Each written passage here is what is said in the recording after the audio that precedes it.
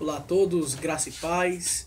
Estamos iniciando aqui o retorno ao programa Teologando e passamos aí algum tempo parados, né? Perdemos alguns inscritos por conta dessa nossa dificuldade, mas graças a Deus, Deus nos tem ajudado e nós voltamos agora, né? Por conta que o que estava nos impedindo de voltar era a questão da câmera, e agora nós temos um celularzinho que nos está ajudando, né? O tema de hoje é bastante importante demais, né? Ele é uma indagação, ele é uma pergunta. A pergunta é: o crente pode perder a salvação? Essa é a pergunta, né? E baseado nessa pergunta, nós vamos encontrar a resposta na Bíblia, porque a Bíblia é a palavra de Deus e nela nós encontramos a resposta para absolutamente tudo que nós precisamos. Na carta de Paulo aos Romanos, capítulo 8, versículo 1, olha o que ele diz: portanto, agora já não há condenação para os que estão em Cristo Jesus.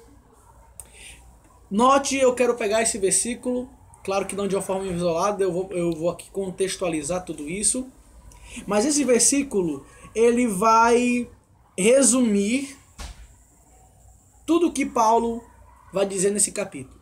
Paulo vai falar aqui de chamado, Paulo vai falar de predestinação, vai falar de chamado, vai falar de justificação pela fé, vai falar de glorificação, mas isso tudo, e vai falar também das tribulações, da glória futura, mas isso tudo se resume nisso.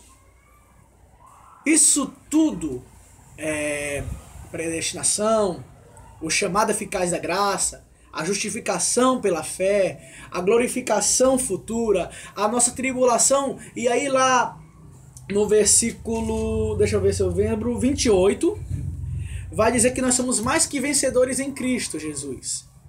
Né? Todos aqueles que são chamados, todos aqueles que foram salvos, são mais que vencedores. Por que nós somos mais que vencedores? Porque o crente é um ser mais do que vencedor. Porque não há condenação alguma sobre ele. Porque Deus preparou a justificação para o crente desde os tempos eternos. Deus, ele garantiu a justiça de Cristo sobre o crente desde antes da fundação do mundo. Isso é uma garantia de um selo eterno de salvação. Né? Então, Paulo, ele vai falar aqui da vida pelo Espírito. Alguém que recebeu vida nova, alguém que já não é mais o ser de outrora. Alguém que já não é mais um ser que ama pecar. Não está dizendo que não é um ser, que o crente seja uma pessoa, um ser que não peque. Não, o crente ele peca sim. E muitas vezes ele vai se ver desejando pecar e até mesmo às vezes vai se ver cometendo pecados. Mas ele é um ser que não ama mais o pecado. Essa é a diferença do crente. Isso se chama justificação e a glorificação também do homem interior. Né? Então o que acontece? Não há condenação, ou seja, não há probabilidade, não há meio, não há porquê o crente verdadeiro, o crente genuíno, venha a receber alguma condenação em si. Não há. Porque aí no versículo 2, ele vai dizer por que não há condenação para os que estão em Cristo. Ele vai dizer: porque por meio de Cristo Jesus, a lei do Espírito de vida me libertou da lei do pecado e da morte. Por meio de Cristo. Cristo foi o veículo, Cristo foi o meio que Deus fez, que Deus operou, que Deus criou para que todo aquele que crê em Jesus Cristo, né, que crê na sua morte, que crê na sua ressurreição, todo aquele que crê em Cristo e na sua palavra, venha a ser justificado e venha a ser liberto da lei do pecado e da morte. E Paulo vai falar isso no capítulo 7, né, o capítulo anterior ao que nós estamos lendo. O que é a lei do pecado?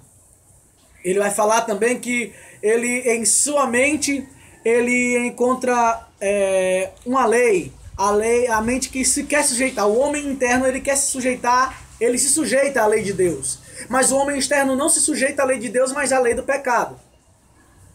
né? Então, ele está falando aqui do tempo judaico, que os homens daquele tempo, internamente, em sua mente, eles queriam fazer a lei de Deus. Eles procuravam fazer a lei de Deus porque eles queriam ser pessoas melhores. Eles queriam ser mais justos. Eles queriam ser mais honestos. Queriam ser mais leais, né? Mas eles não conseguiam. Por quê? Porque por mais que dentro deles eles quisessem, o homem externo não estava transformado.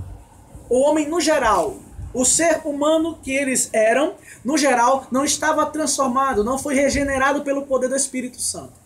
Então, o que Paulo está dizendo aqui no capítulo 8, versículo 2, ele vai dizer que o Espírito Santo nos deu vida nova e nos libertou dessa lei de querer pecar e até mesmo nos nossos membros. Até mesmo nossos membros. Porque o Espírito Santo, quando ele vem sobre uma pessoa, ele faz uma obra completa. Ele não somente regenera o homem interior, como também regenera o homem exterior por completo. As minhas vontades não são mais as mesmas. Os meus impulsos já não são mais os mesmos. Os meus desejos já não são mais os mesmos. O meu modo de me portar já não é mais o mesmo, porquanto que Cristo Jesus, pelo poder do Espírito Santo, me tornou uma nova criatura nele. Correto? Então, tem aí uma nova criatura. E a pergunta é, pode uma nova criatura voltar a ser a velha criatura novamente? Eu pergunto a você, é possível uma lagarta que entrou num casulo, passou por um processo de transformação e se transformou numa nova criatura, ou seja, uma borboleta, é possível aquela borboleta voltar a ser lagarta? É lógico que não. Assim também é com o crente. O crente, assim como a lagarta, ele entrou num casulo. Ele entrou no manto do Espírito Santo e recebeu naquele manto do Espírito Santo, dentro do Espírito Santo, dentro de Cristo, em Cristo. Quando a gente fala em Cristo, é dentro de Cristo. Um só com Cristo, um só com o Espírito Santo. E quando ele se tornou um só com o Espírito Santo, ele sai desse casulo transformado em uma nova criação. E não é possível que essa nova criação volte a ser a antiga, porque Deus, ele é poderoso, Cristo, ele é poderoso para salvar perfeitamente. Isso está lá em Hebreus. A pergunta é, mas irmão, se não é possível perder a salvação, por que tantos crentes andam se desviando? Tantos crentes que outrora eram fervorosos, eram homens e mulheres, entre aspas, de Deus, eram pessoas de oração contínua, gostavam de evangelizar, queriam, entre aspas, ganhar almas para Jesus. Você vê que ninguém ganha alma. Bom, continua, esse é outro tema. Queriam realmente fazer algo por Cristo e tinham realmente um impulso ardente em seu coração em fazer, porque agora de repente eles não estão mais, eles estão desviados. Bom, e eu não falo dos filhos, porque tem filhos de Deus que se desviam às vezes e não deixam de ser filhos. Um dia Deus há de buscá-los novamente.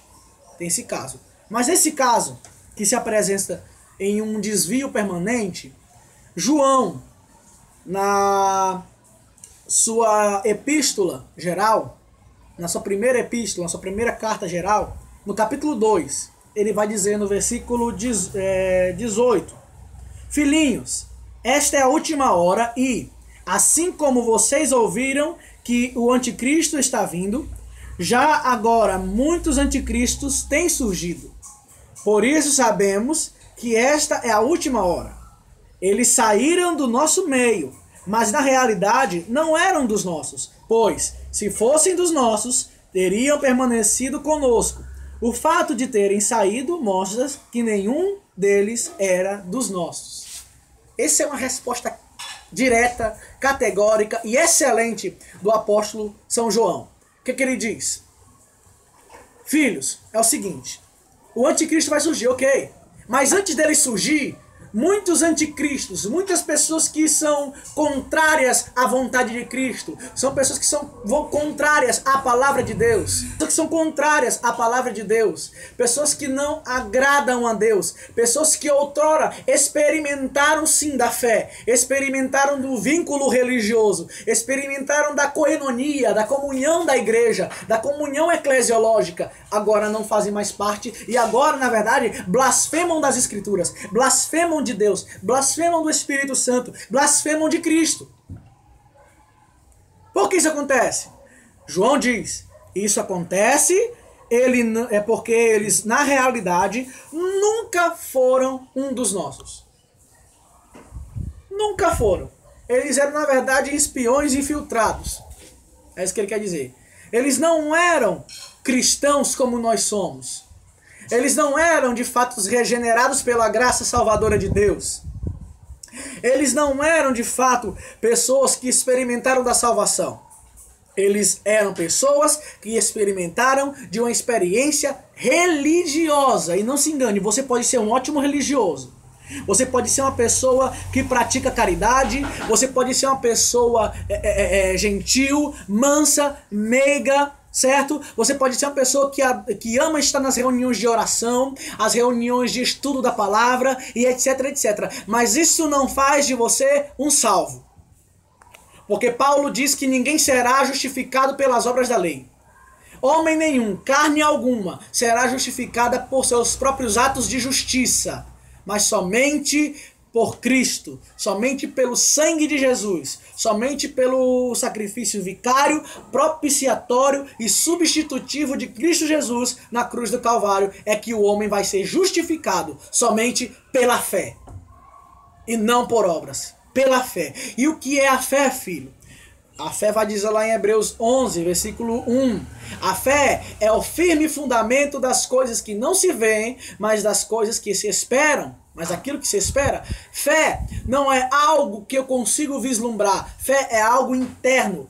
Fé é algo que eu sinto e que eu tenho certeza e convicção. E eu me mantenho firme em convicção.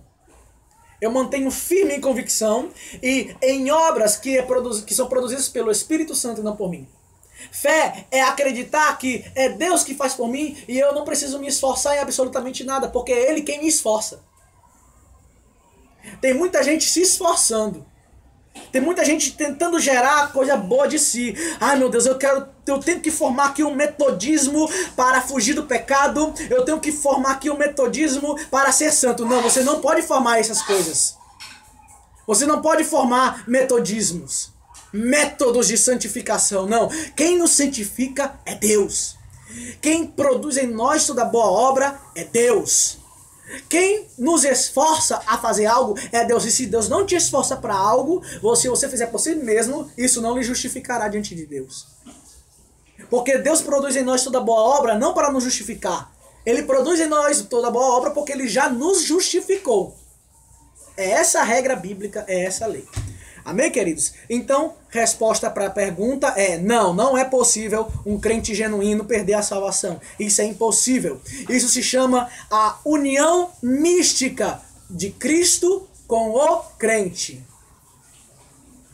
De Deus para com a igreja real. É a união mística, uma união eterna que ocorreu, que Ele escolheu, que Ele decidiu fazer desde antes da criação, nos tempos eternos. Ele fez isso. Ele já nos salvou desde os tempos eternos. E no momento propício, Ele revelou a salvação a todos por meio de Cristo Jesus na cruz do Calvário. No tempo devido, na plenitude do tempo. E isso no tempo devido também, no tempo que Ele mesmo decretou, Ele nos chamou à fé. E não resistindo ao chamado eficaz da graça, nós fomos e nos prostramos diante dEle em adoração.